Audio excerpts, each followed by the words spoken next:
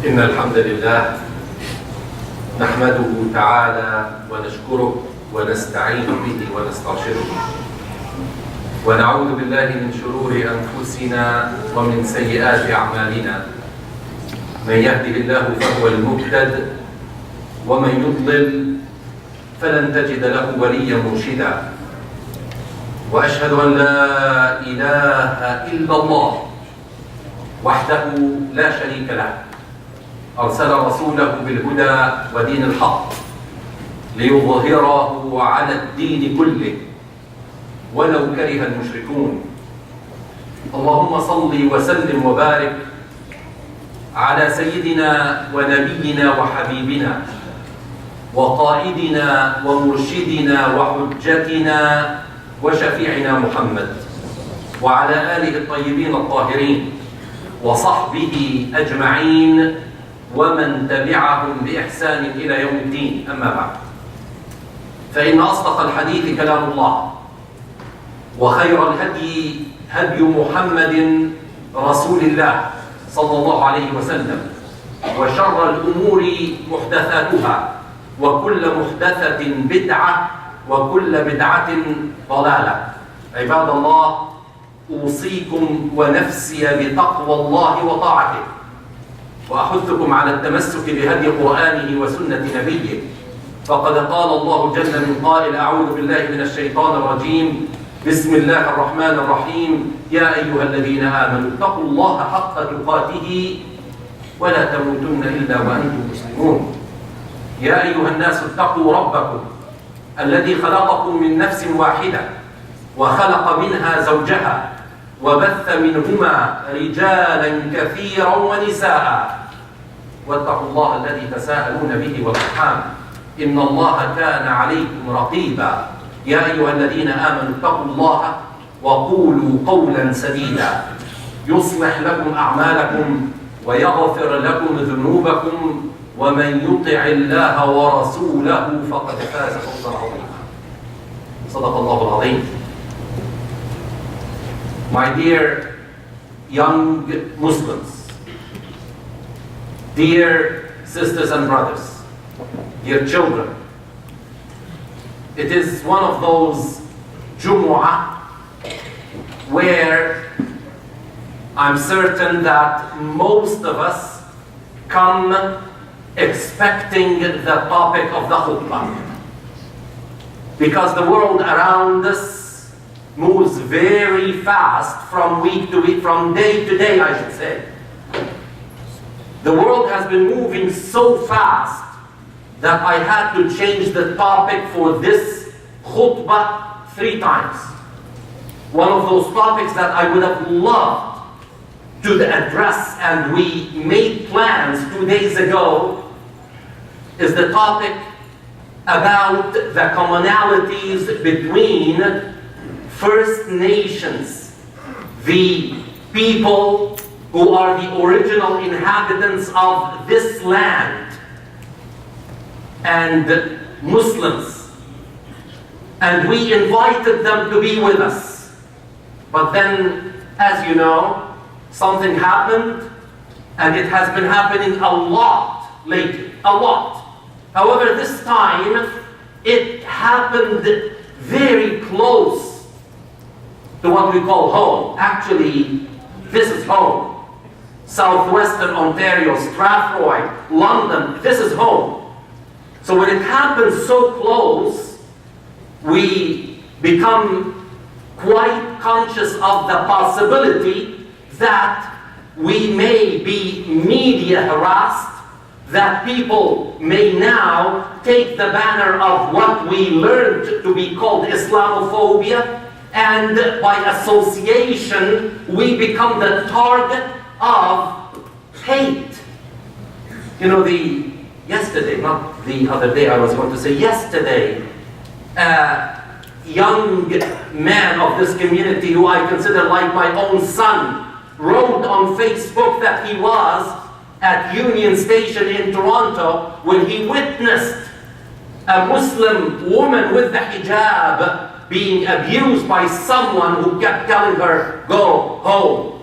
Well, you know that this statement has been repeated. We know that Islamophobia is on the rise, but at the same time, as emotions become intense, we know that wisdom prevails. You could have also received an email or a text or something through the media telling you that the government of Canada is considering making Islamophobia a punishable crime. And some people commented on that. They said, does it really need a law for people to understand that Islamophobia, the same as anti-Semitism, should be passed through a law to be punishable by people who practice it? Well, whatever the case may be. We are navigating an obstacle course, whether we like it or not. And those who are looking at the end of that course are the people who are going to be strong, who are going to be fit to navigate that course. We cannot just weaken ourselves because life is not for the weak. Even Prophet Muhammad ﷺ told us in his hadith, "Al-mu'minu al-qawiyyu khayrun min al-mu'min al-da'if, wa fi kilayhima khayr." He said, the strong believer is better than the weak believer, even though there's goodness in both of them. Therefore, we've got to be strong, we've got to look at things, but not in a way that keeps perpetuating our mistakes. You know, for the last 2 to 3 years, we've been encountering unfortunate terrorist attacks by seemingly people who carry Muslim names and raise Islamic slogans. That doesn't make them Muslims, because they must be either, as the word is, let us use it, radicalized, or they could be actually used as elements to perpetuate certain actions to make Muslims look horrible.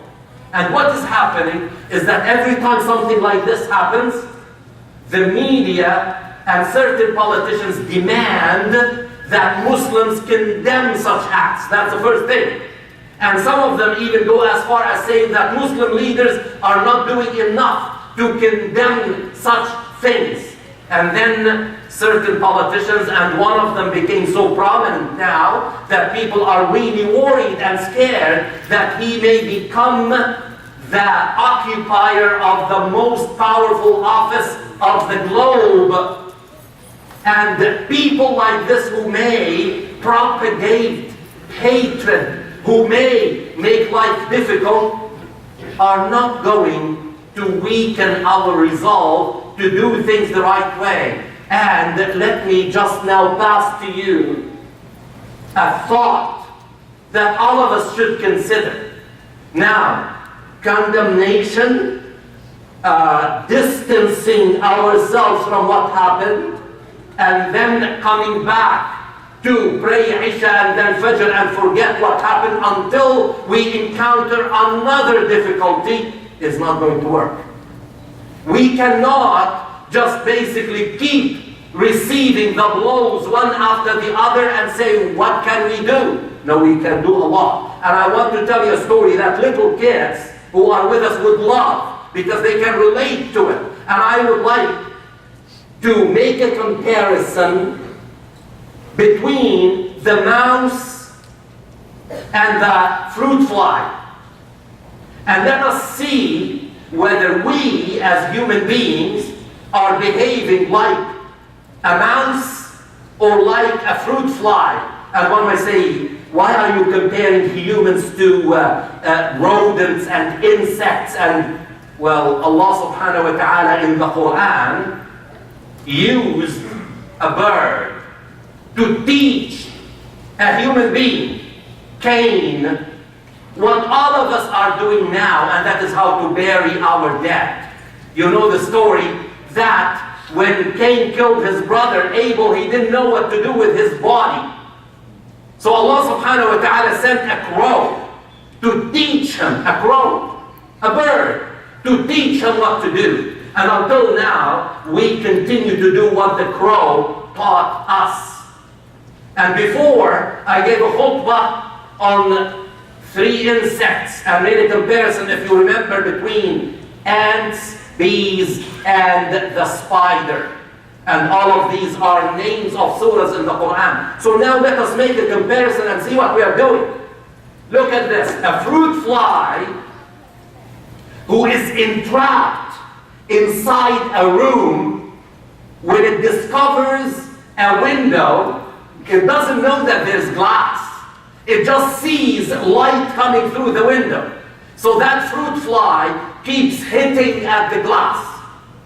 And if it did not make it through the glass, it goes, then it goes again and hits.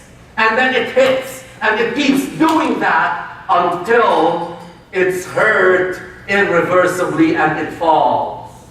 It keeps going to the same glass, not realizing that this is a barrier. No. Whereas if a mouse smells cheese or anything it likes to eat, and then goes in a certain path, and then finds that it's a dead end, it doesn't keep on going through the same path. It goes and it looks for another path, dead end, goes and looks for another dead end. Like a puzzle. Until finally, it gets to the cheese. The mouse keeps trying different ways. Now we, in facing the problems we are facing, and there are many of them. And you know, every time I really think of these problems, I say, Ya Allah, it is only your mercy that will help our children survive in the future. Not that I'm scaring our children. By the way, our children are very smart. Our children are very smart.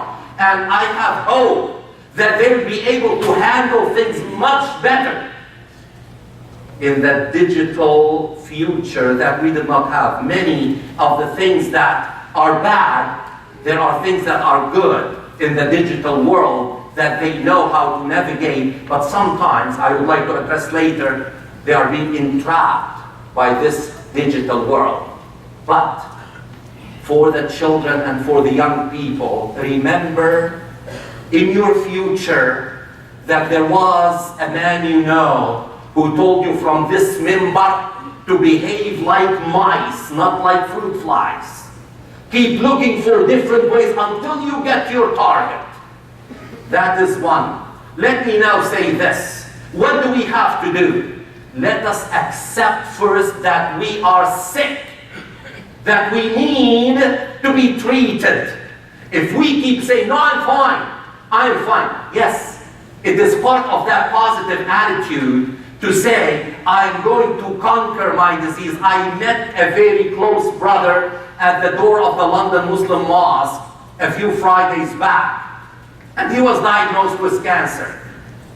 He looked at me and he said, probably you know, and people told you that I'm sick. I said, yes, I know. He said, I want to tell you and take from me and read my lips. That's what he told me, that I'm going to conquer cancer. I said, good for you. But then I said, please say inshallah. He said, yes, inshallah, inshallah. In his enthusiasm, he forgot to say inshallah. But his positive attitude is good. However, we cannot say, had he said, did people tell you that I have cancer? If I said yes, he said, no, they are lying, I don't have cancer. This is wrong. Because if he dismisses the problem, he will not be able to deal with it. And that goes for everything. Whenever there's a problem, number one, let's accept there's a problem. So what is the problem? The problem is our young people knowing, and some people may get upset with me, but that's okay, knowing that they are unable to fill the spiritual vacuum in their lives through the proper pathway that we, by trial and error, were able to fill. You know, from our grandparents, our neighbors, our masjid imam, we filled it, one way or the other. but quite often we filled it with the wrong stuff. You want to get upset? It's okay. We filled it with the wrong spiritual package. We thought that this is Islam. So we tried, whenever we had time, to pass this pattern of Islam to our children, but our children discovered that it's not working with them. At least in this world that they are living in, it's not working. So what is happening now? They went to the world that they can relate to, whether we like it or not. I know that this morning I was proud to attend the swearing-in ceremony of 10 new members of London Police. And one of them was a member of our community, a very active young man that I say, my son looks at him and he says, this is my role model. Alhamdulillah. He was sworn in as a police officer. But and in that being one way of reaching out to the community, the 10 recruits actually, there was the black, and there were women, and there was the Latino, and there was, the Muslim, and there was the European. And it was a beautiful mixture that reflects who we are in London, Ontario. But what I want to say as well, whereas the police chief and myself were reading from papers that we wrote on, the valedictorian of their class did what now all young people do. She took her iPhone and she was basically following on the iPhone, because this is the digital world they are living in. And this is a simple example. It's not that, she discovered something, but this is what they are doing. They can relate to that. So what shall we do? Now, we should actually coach them, because now our children in the summer, look at this, July 6, 2016. How many months ago? Less than 2 months. Something very new caught our kids by surprise, and we started seeing them holding their iPhone and walking. Even if it is red light, they are walking. And some of them got hurt. Why? Because now Pokemon Go was launched, and the kids took it and they played with it. And some say that it is good because it made people walk and things, but there are other downfalls to it. Now, what shall we do? Let's yell at our kids and tell them they can. That's what we've been doing, and that's why I said let's yell at them. It's not going to solve the problem. You've got to bring your kids, and you've got to sit with them and talk.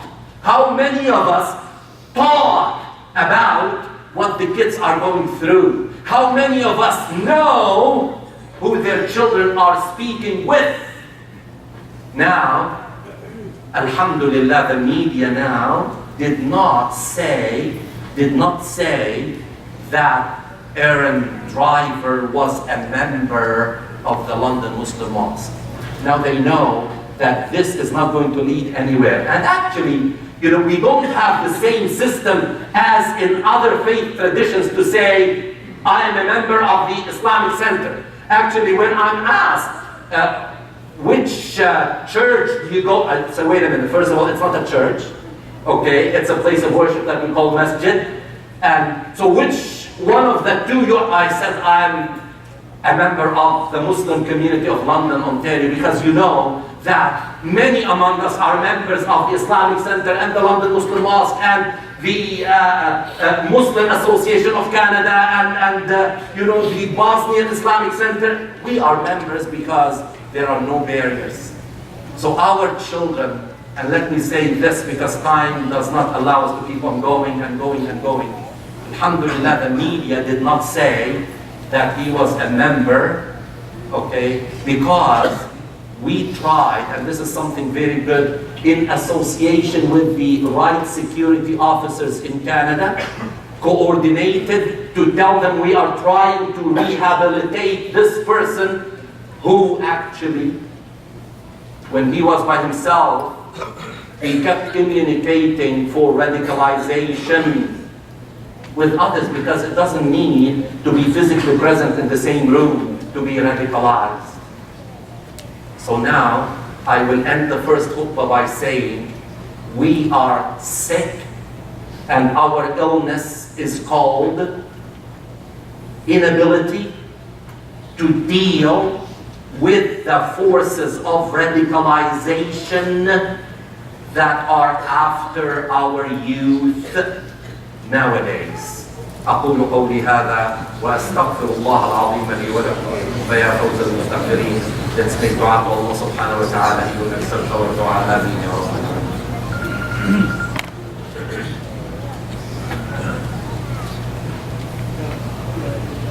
الحمد لله وأشهد أن لا إله إلا الله والصلاة والسلام على رسول الله وعلى آله وصحبه ومن والاه. رب اشرح لي صدري ويسر لي أمري واحلل عقدة من لساني يفقهوا قولي. My dear brothers and sisters, again, a story for the beloved young Muslims who are now, it's summer and they are coming and they would like to hear something, probably one thing they might hear during this summer season that will stay with them for the rest of their lives. So I want to tell you something. It is actually a story that I read this morning. This morning. There is a man by the name of Abu Yazid al-Bustani. His son woke up one night seeing his father doing qiyam. He was praying during the night. So he got up and he stood beside his father and he started to pray beside his father. When his father said, Assalamu alaikum wa barakatuh, he said, oh son, you are still too young, go and sleep. He said, why do you want me to sleep? Why can't I pray like you do? He said, because you are too young and it's a cold night and there is still, a long time before Fajr comes, so go and sleep. He said, I do not want to sleep because I read in the Quran recently in Surah Al-Muzammil when Allah subhanahu wa ta'ala says, إِنَّ اللَّهَ يَعْلَمْ إِنَّ رَبَّكَ يَعْلَمُ أَنَّكَ تَقُومُ أَدْنَى مِنْ ثُلُثَيِ اللَّيْلِ وَنِصْفَهُ وَثُلُثَهُ وَطَائِفَةٌ مِنَ الَّذِينَ مَعَكَ. Said, Allah knows, Ya Muhammad, that you get up in prayer a little bit less than 2/3 of the night, half of the night, 1/3 of the night, and a group of people with you. So the son of Abu Yazid Bustami looked at his father and he said, who are those group that are praying with Prophet Muhammad sallallahu alaihi wasallam? He said, these are his companions. So his son looked at him and said, why do you want to prevent me, to stop me from your companionship? I want to be with you. I want to. He said, but son, you're still young. Look what the young little boy who did not reach puberty yet said. Look what he said to his father. He said, I saw my mother use little twigs to burn in order to give fire to big logs. So it is those little twigs that can make all the difference. The little twigs that burn first in order to give fire to the big logs. Meaning that we should really focus our attention on our children. The example that I gave doesn't mean that we should just, burn their energy. But no. But it means that we should understand that our children need to be looked after 24/7 in order for them to be away from the forces that may infiltrate into their lives. We've got to, one thing I feel very bad about, but I will try and I want to tell you, and my son is listening to me. He said, you're about to go to Hajj and you did not take me on a one-day holiday even. And I was struggling and I feel very guilty.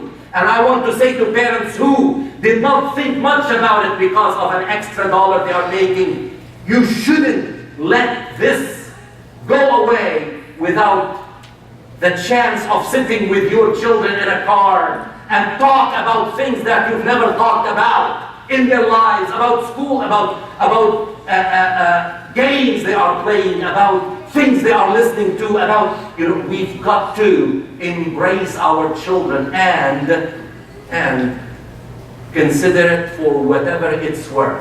Probably you heard our brother Naji mention about the RIS tour. I want to tell you something about this. This is a chance that we may miss if we do not pay attention to it. You know, the RIS every year for 15 years has been holding its conference in Toronto with about 20,000 people in attendance. Now, they are starting for the first time something new in that they are bringing 5 speakers to town. They are starting in London, Ontario, going to Mississauga, Toronto, Ottawa, and Montreal in 3 days, starting next Friday. And they wanted to start in London because I advised them to start in London. So please don't turn me down. I told them that London is the oldest Muslim community in Ontario. So you cannot start halfway, you've got to start in the beginning. And that is why I urge you after the khutbah to go and buy the $5 ticket. The $5 is just basically a token that you are going to come, and it's going to be at the Wolf Performance Hall at Central Library next Friday at 6 o'clock. Get all of your children because there are speakers. 2 of the 5 speakers are wonderful youth communicators. And I want you to be there. I want you to attend. Don't miss this opportunity. Don't miss your chance. And let us show that London really delivers. London really, because these are the kind of things that will take care of radicalization and will put them at bay away from us, inshallah. اللهم صل على محمد وعلى آل محمد كما صليت على إبراهيم وعلى آل إبراهيم وبارك على محمد وعلى آل محمد كما باركت على إبراهيم وعلى آل إبراهيم في العالمين إنك حميد مجيد. اللهم اغفر لنا ذنوبنا وخطايانا وإسرافنا في أمرنا وكفر عنا سيئاتنا. اللهم آرنا الحق حقا وارزقنا اتباعه وآرنا الباطل باطلا وارزقنا اجتنابه. اللهم علمنا من ديننا ما جهلنا وذكرنا منه ما نسينا وكن معنا ولا تكن علينا. عباد الله، إن الله يأمر بالعدل والإحسان وإيتاء ذي القربى وينهى عن الفحشاء والمنكر والبغي يعظكم لعلكم تذكرون. اذكروا الله العظيم يذكركم وادعوه يستجب لكم ولذكر الله أكبر والله يعلم.